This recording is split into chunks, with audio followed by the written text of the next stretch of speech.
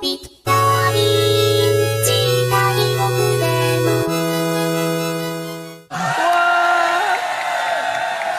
Voilà! On est à Japan Expo, on est toujours en public et c'est dimanche. Vous êtes contents?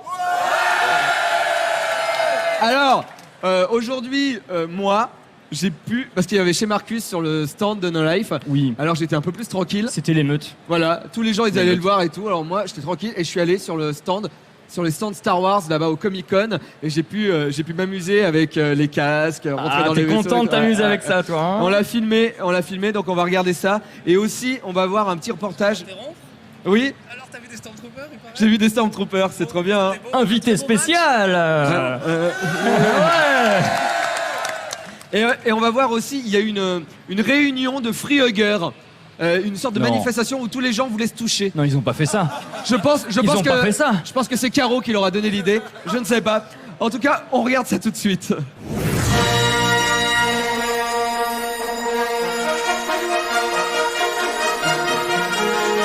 Salut!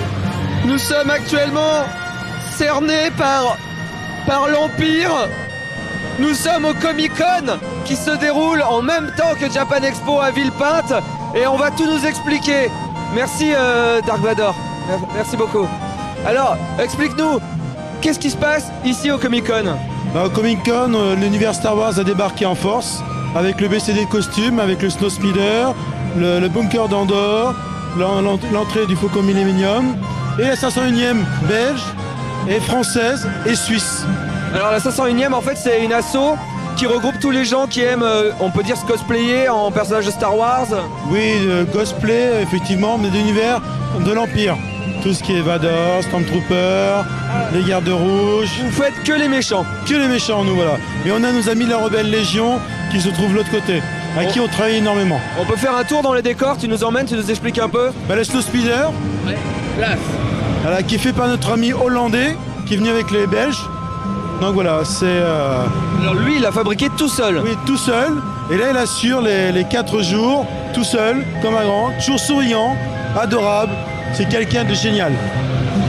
Et tout est fait, et c'est fait comment Il fait ses bons moyens, il a ses financements, après je ne me suis jamais soucié de ça. C'est un passionné, il adore ça.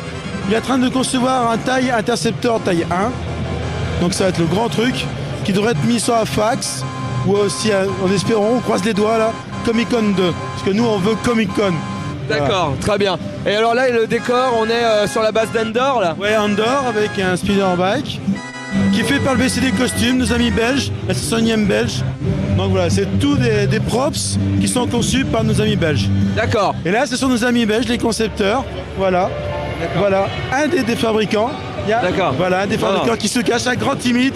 C'est le neveu. Donc voilà. Ensuite, voilà, c'est tout décor, ils ont tout fait ça. Ça a fait célébration Japan. Voilà, c'est énorme côté travail. Ok, bah merci beaucoup. Merci bien. Et donc l'année prochaine, vous comptez agrandir tout ça? Alors on espère bien, oui. On va Comic Con 2, Comic Con 3, Comic Con 4. Voilà. Merci beaucoup. Merci beaucoup. Alors, parce que là, c'est des vrais décors en grand, mais aussi des tout petits décors. On y va. Il y a la planète des glaces de Star Wars. Regarde ça, tout en briques en plastique, parce que j'ai pas le droit de dire la marque.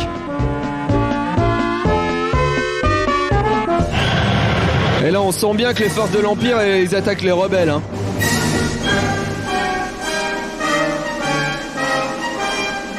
Vu qu'il y a des problèmes avec le RERB, je rentre en Snow Speeder. Un mec de l'Empire à l'extérieur. Attention, attention, ça s'ouvre. On dépressurise, on dépressurise.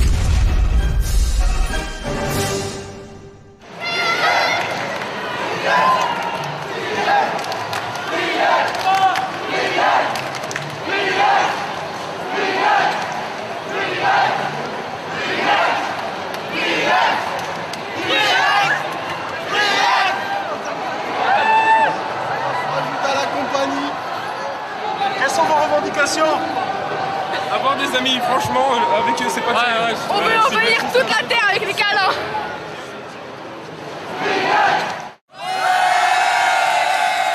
Merci. Ils sont vraiment très sympas parce qu'on leur dit crier et ils crient et ça c'est bien. Mais c'est parce que tu es beau. Ouais. Ouais, c'est pour ça que j'ai plein de petites amies, hein, c'est fabuleux.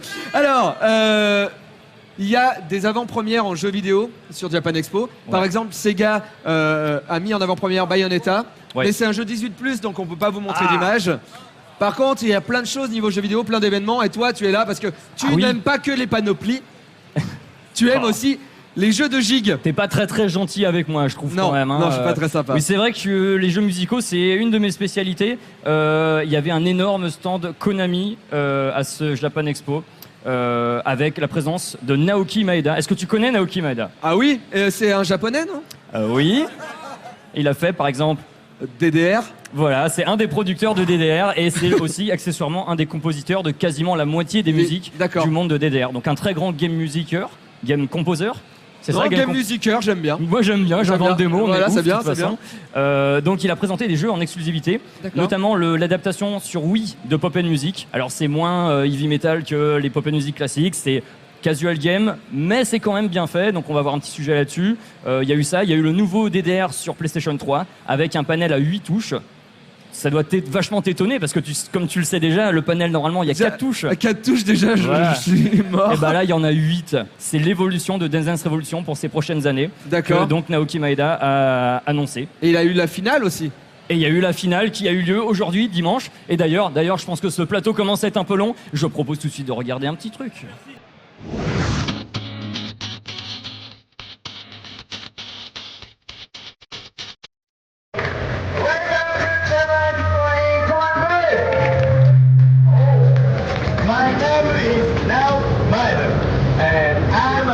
Of Dance Dance Revolution and musician. Welcome to Konami! Come Hey! 今日は、コナミから、2010年のスプリングに出る、3つの新しいミュージックシミュレーションゲームを紹介します。今日はポップミュージックのWiiバージョン、トップリズムをここでプレイヤブルで皆さんに紹介します。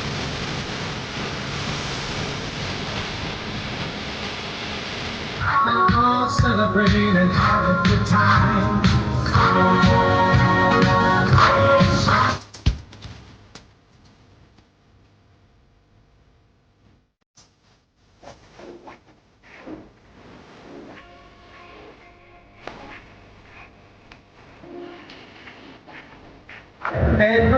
Dance Dance Revolution ホテストパーティー3が、2010年の3月にまた発売されます。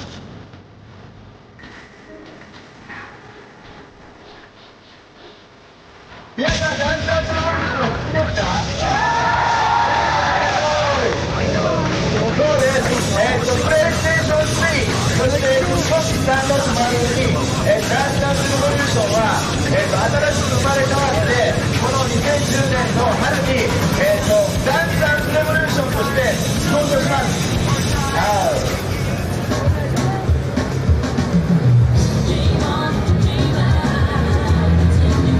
そう、たくさんのミュージックビデオと、そして新しいプレイステーション3ならではの映像を、このゲームでは再現しています。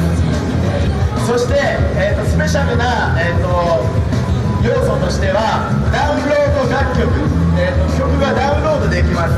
なんと150曲以上今のところ曲を準備しています。一緒にプレイしよう。ありがとう。メロメロ Thank you。 Voilà. Donc c'est bien, il y a eu un gagnant. Ah oui. Et ça c'est bien. Alors, il y a plein d'événements, mais il y a aussi des stands, plein de petites choses qui se passent sur le salon. Et c'est la cave qui s'est occupée de ça, d'aller voir tous les gens, d'aller voir tous les stands. C'est la cave en goguette. Ah, moi j'aime beaucoup Docteur Lacave, surtout son émission. Ben, on regarde la cave en goguette.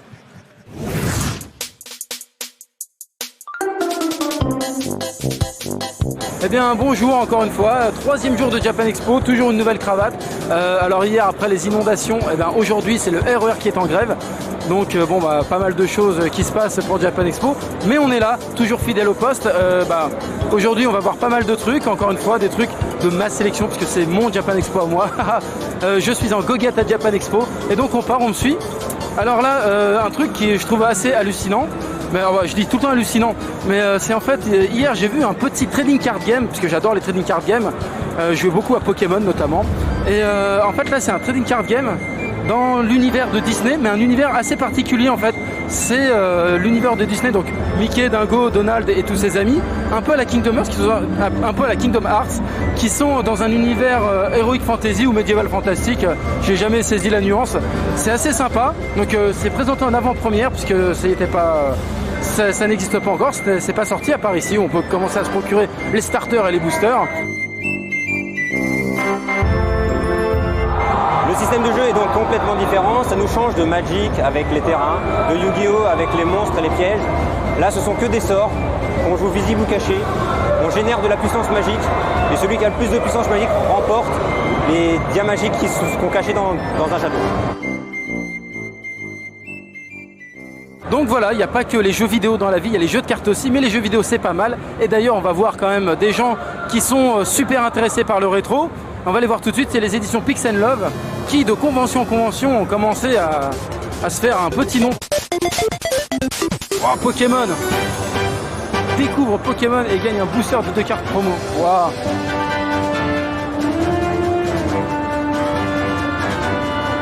Bon, on y jouera une autre fois Pokémon. Parce que si je commence, on en a pour tout le Japan Expo.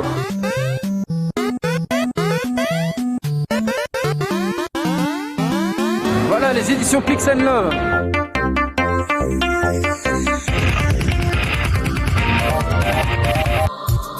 La vocation de notre maison d'édition, c'est de proposer des ouvrages sur l'histoire, la culture du jeu vidéo en général. Aujourd'hui, il y a 40 ans d'histoire et il n'y a pas de raison qu'on ne traite pas comme le cinéma, la musique ou même sans être empoulé, l'architecture, la peinture, ce qu'on veut. Aujourd'hui, le jeu vidéo, c'est un vrai média culturel et les gens comme MO5 qui organisent Sega Museum avec Sega, pour eux, ce sont notamment Philippe, c'est des gens qui s'investissent dedans depuis vraiment très longtemps, dont la réputation n'est plus à faire. Non, aujourd'hui, il y a vraiment, on reconnaît que le jeu vidéo, c'est un média culturel à part entière. Alors on a confié le couple Koashima à se joindre à nous l'année dernière. Peut-être vous vous souvenez, on avait fait venir Ko Takeuchi qui avait bossé en tant que character designer sur WarioWare. Et bien là il bosse en tant que character designer sur Little King Story, sur Super Mario RPG, sur Mario et Luigi. Et en fait, parce que souvent les Japonais ils ont des petits délires comme ça à côté. Leur délire c'est de faire des boîtes Famicom, ou des boîtes de jeux ou des boîtes de consoles Famicom qu'ils illustrent avec leurs petits univers. Et bon, ça c'est typiquement le genre d'art qui fait plaisir aux rétro gamers. Alors aujourd'hui on propose un guide intégral DS. Donc il y a 888 jeux testés, chroniqués, à la fois pour enfants, à la fois pour adultes. On propose également le tout nouveau Pix & Love avec Comic Zone en couverture, le 8e déjà maintenant, donc on en est très très fiers. On propose également en nouveauté la saga des jeux vidéo. Alors il n'y a pas d'image, c'est 450 pages de texte, une vingtaine de chapitres sur les grands créateurs, chacun est un héros. On va suivre tout leur parcours initiatique, leur odyssée depuis la jeunesse de l'idée jusqu'au succès, en passant parfois par les traversées du désert. Et puis un ouvrage dont on est aussi très très fiers, à savoir Japan Arcade Mania. Donc on a importé du Japon, édité par Kodansha, et c'est écrit par Brian Ashcraft, donc très connu dans le milieu du rétro gaming. Donc un ouvrage qui va en fait proposer une plongée dans le monde de l'arcade aujourd'hui. Alors moi je suis très déçu. Oh là, mince. Attention, parce que j'attendais avec impatience l'histoire de Nintendo numéro 2. Alors qu'est-ce qui s'est passé? Alors il arrive autour du 1er septembre. Ce qui s'est passé, c'est qu'on a eu des infos un petit peu de dernière minute de collectionneurs de Game & Watch. Et quand on traite un ouvrage comme celui-là, on ne peut pas se permettre de laisser passer une info, parce que tout de suite on a la communauté qui peut nous tomber dessus. Donc il faut vraiment qu'on n'ait rien à regretter sur le bouquin. Donc je pense que les fans ne nous reprocheront pas 1 mois ou 2 de retard, à condition que le bouquin soit vraiment parfait.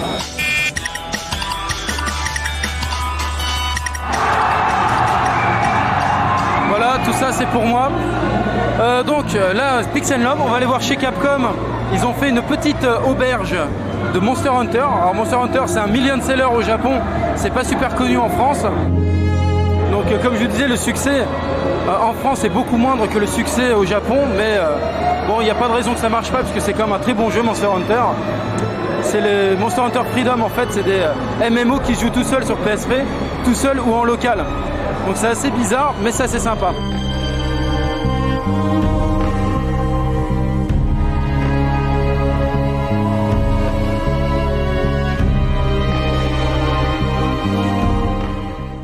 C'est parti!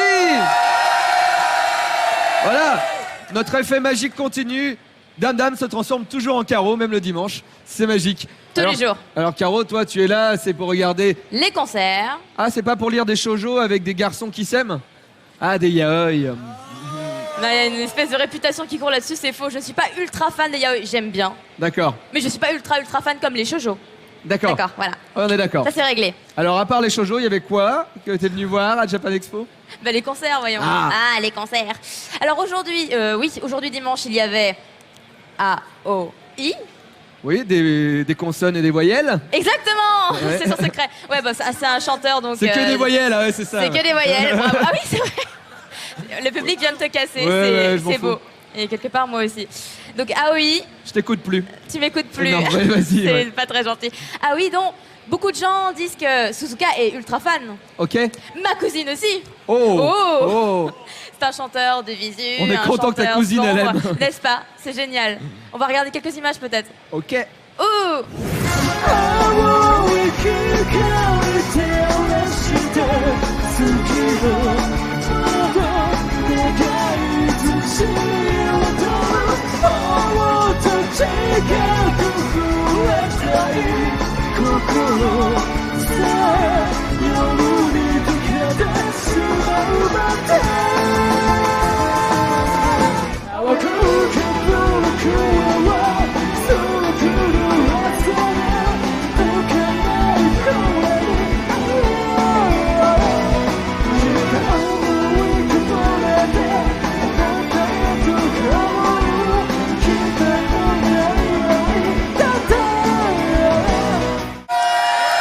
Merci. Alors après, t'as vu quoi comme concert? Alors parce qu'il n'y a pas que le visu, il n'y a pas que les idoles, il n'y a pas que le pop, il n'y a pas que le rock. Dans la vie, il y a aussi la musique Comment traditionnelle. J'ai l'impression d'être à la radio.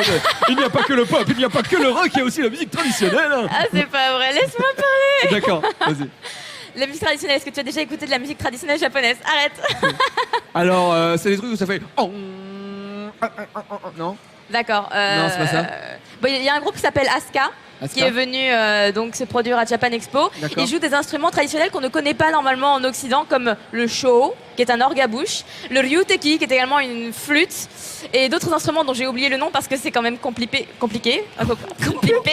Un orgue à bouche qui est compipé. Non, ça Très s'appelle un bien. show. On va Ça s'appelle regarder show. des images. C'est un show. On va regarder les images. Ouais, je suis d'accord.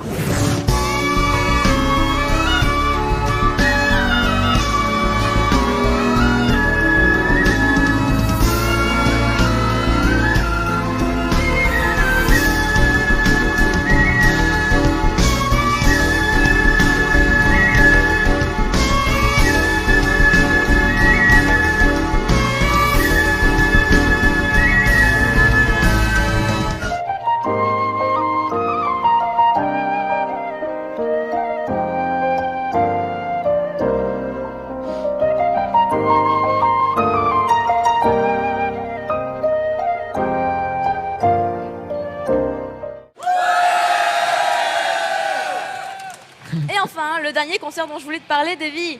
Wakeshima Canon. Ça ne te dit rien de plus. Si, Canon, les Chevaliers du Zodiac, les Gémeaux. Ok. Hein Ouais, je comprends ta référence, je l'ai aussi. D'accord. Mais en fait, Wakeshima Canon, c'est une jeune chanteuse et également musicienne, puisqu'elle joue du violoncelle depuis l'âge de 3 ans. Et ouais, c'est assez Il y a impressionnant. des violoncelles assez petits. Et oui, il lui en avait trouvé un, ses D'accord, parents. ok. C'est assez amusant. Et donc, on va regarder quelques images, je pense, D'accord. parce que c'est vachement bien ce qu'elle fait.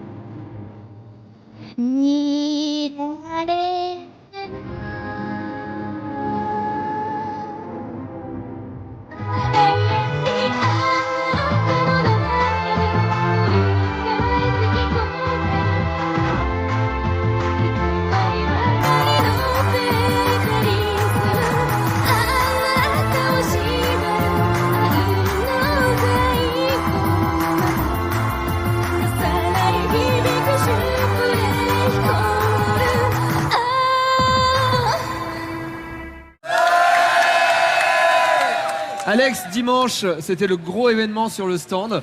C'était Marcus qui tournait chez Marcus contre le reste du monde. Donc D'accord. comme l'année dernière, Deuxième édition, on avait fait ça l'année dernière. Donc il défie le public à un jeu de baston. Cette année, il a choisi un jeu qui lui tient à cœur, Rival School 2 sur Dreamcast. Qui date un peu quand même. Qui date un peu, mais qui est toujours aussi excellent. Donc je crois qu'on a quelques images de ce tournage épique. Regardons.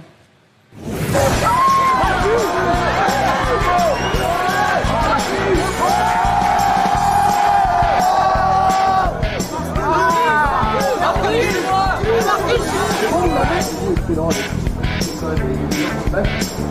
on va voir qui est le meilleur du monde.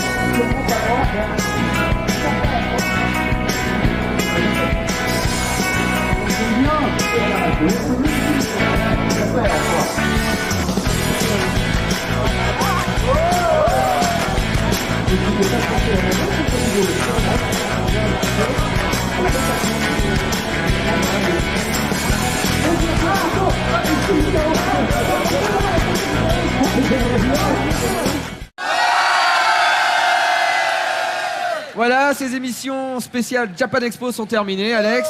D'ailleurs, même la chaîne va partir en vacances, je crois. On va passer en mode rediff là, pendant un petit moment, jusqu'à la rentrée. Voilà. Si rentrée il y a, bien sûr. On peut en profiter, je pense, pour remercier tous les gens qui sont venus sur le stand. Tout à fait. Beaucoup de gens sont venus nous soutenir, nous ont dit des trucs vraiment sympas.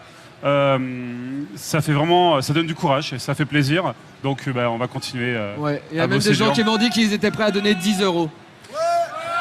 Merci. Merci beaucoup, merci à tous et on l'espère à l'année prochaine. Merci beaucoup. Salut.